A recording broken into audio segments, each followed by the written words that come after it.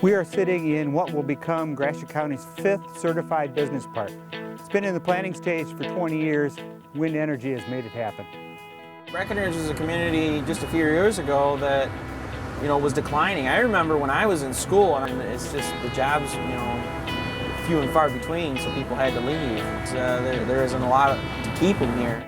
Wind energy and a lot of other alternative energy will be viably competitive with just about anything. And I think for the strength of our country, for our local economies and our state economies, it's absolutely necessary to do these kinds of things in a very deliberative and structured way to make sure that we get the results that we want. To me, it's hope. It's a hope for rural renewal, so that to give a place for our young people to have jobs so they can stay in the community. Every one of those towers that's up in this county has a benefit to each of the landowners. If they get, as a figure, $6,000 a year for having a windmill on their property, that's $6,000 more in disposable income that they can come here to eat.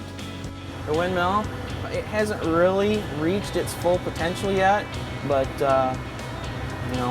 they're not taking up a lot of space, and you're getting paid per acre for just the wind blowing in the middle of the summer, middle of the winter, whenever.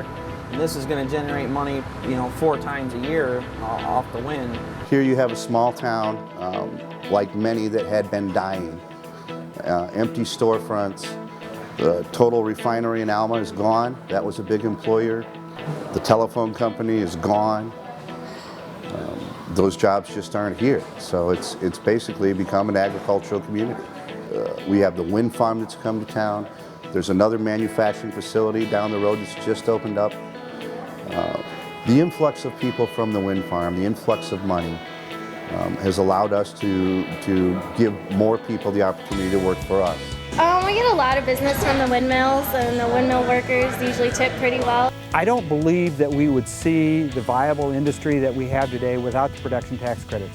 We're almost ready to be able to say we can do it without it, but we're not there yet. Every form of energy, every major investment that the United States has had since virtually its inception has had some form of government incentive to kick it off. That's how our system works. We're doing big things in Gratiot County.